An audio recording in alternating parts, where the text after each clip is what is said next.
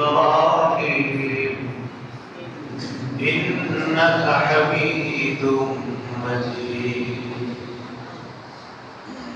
اللهم إني أعوذ بك من شر لساني ومن شر سمعي ومن شر بصري ومن شر مني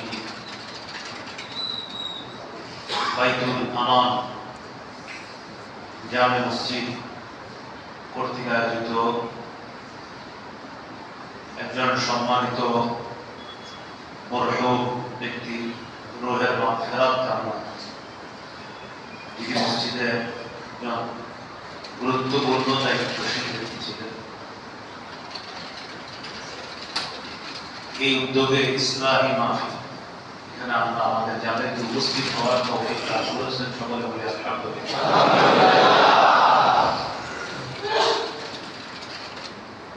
ইসলাম শব্দের অর্থ হলো সংশোধন করা।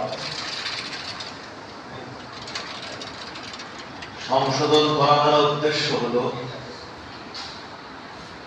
প্রকাশ্য গুনাহ গোপন গুনাহ থেকে নিজেকে মুক্ত করে বাহির পরিশুদ্ধ করে ভিতর পরিশুদ্ধ করে একটা সুন্দর জীবন গঠন করার চেষ্টা করা, এর নাম হলো ইসলাম। তো ইসলামের শাব্দিক অর্থ হলো সংশোধন করা। এই জন্য আপনাদের সামনে পবিত্র কোরআনের দুটি আয়াতে কারিমা তেলাওয়াত করব। এক আয়াতে আল্লাহ আদেশ করেছেন আর এক আয়াতে আল্লাহ নিষেধ করেছেন। দুটি আয়াতই একটি সূরা, সূরা আনআমের 120 নম্বর আয়াত এবং সূরা নামেরই 151 নম্বর আয়াত, একই সূরার দুটি আয়াত।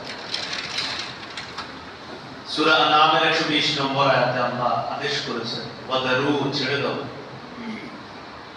ওয়াদারু তোমরা ছেড়ে দাও যাহিরাল ইসমি প্রকাশ্য গুনাহ ওয়া বাতিনা গোপন গুনাহ। আমাকে আপনাকে প্রত্যেককে আল্লাহ হুকুম করতেছে জারু ছেড়ে দাও প্রকাশ্য গুনাহ গোপন গুনাহ ছেড়ে দাও। গুনাহ মৌলিক ভাবে দুই প্রকার, পাপ মৌলিক ভাবে দুই প্রকার, তারকুল মাহমুর ও ফি'লুল মাহজুর।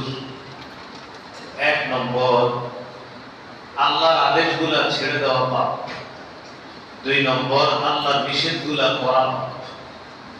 এক নম্বর আল্লাহর আদেশগুলো ছেড়ে দেওয়া পাপ, দুই নম্বর আল্লাহর নিষেধগুলো করা পাপ। আল্লাহর আদেশ যেমন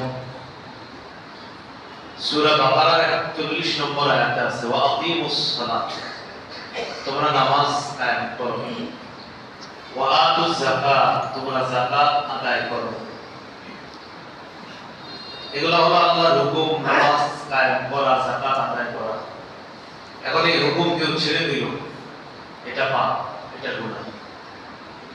সূরা ফাতির ৭৭ নম্বর আয়াত আছে ইয়া আইয়ুহাল্লাযীনা আমানু রুকউ, হে ঈমানদারগণ তোমরা রুকু করো, ওয়াসজুদু সিজদা করো,